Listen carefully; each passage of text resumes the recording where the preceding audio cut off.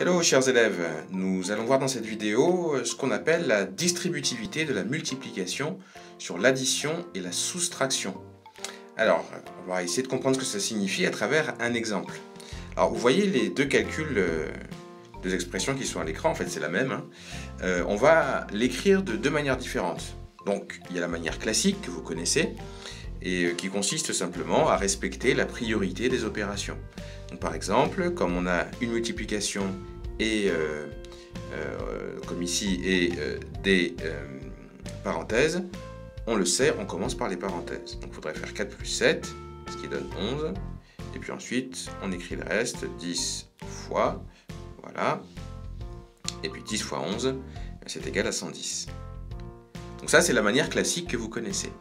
Maintenant, il y a une autre manière qui utilise ce que l'on appelle la distributivité de la multiplication sur l'addition et la soustraction. Alors, comment donc calculer l'expression? Bien, en fait, là, on ne va pas, entre guillemets, respecter l'ordre des opérations, on va le faire un petit peu différemment. En fait, on va multiplier notre 10, on va le multiplier par 4 dans un premier temps.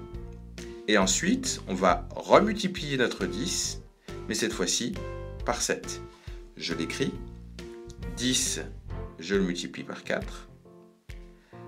Ensuite, je mets le plus. Alors, le plus qui se trouve là, c'est le plus qui est ici, en fait. Et je recommence encore avec 10, et je multiplie par 7. Donc, c'est comme si mon 10,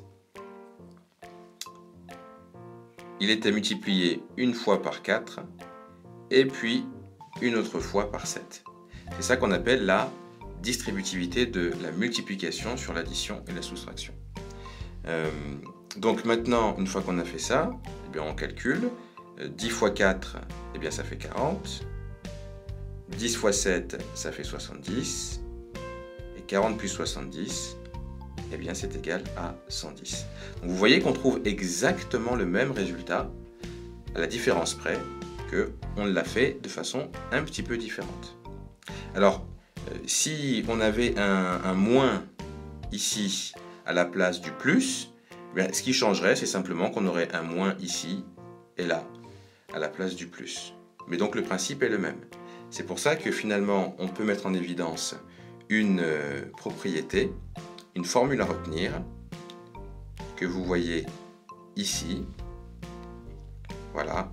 C'est k facteur de a plus b, on dit facteur pour dire fois, k fois a plus b, ou facteur de a plus b, c'est égal à k fois a plus k fois b.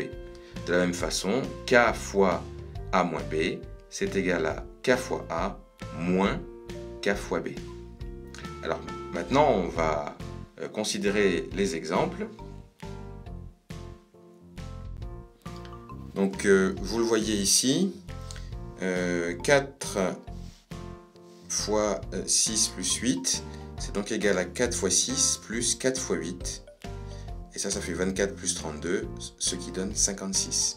Donc là, c'est une application directe de la formule. Donc on passe de là à ici. Et puis on fait la même chose avec un moins cette fois-ci. 9 fois 6 moins 3, c'est égal à 9 fois 6 moins 9 fois 3. 9 fois 6, ça donne 54. Donc 54 moins 9 fois 3, ça fait 27. Donc 54 moins 27. Et le résultat, c'est 27. Donc ça, c'est deux premiers exemples qui découlent directement de la formule qui est ici.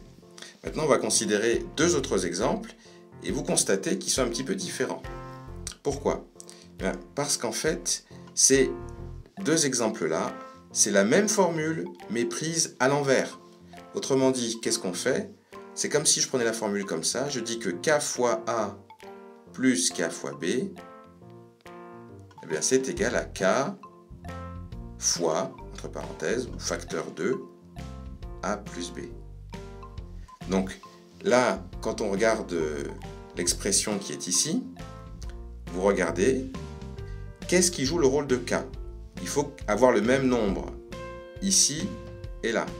Quel est le nombre qu'on retrouve à la fois ici et là? Eh bien, c'est le 5,3.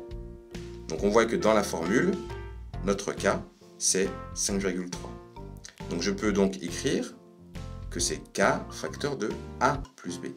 Si notre K c'est 5,3, notre A c'est 4,6 et notre B c'est 5,4.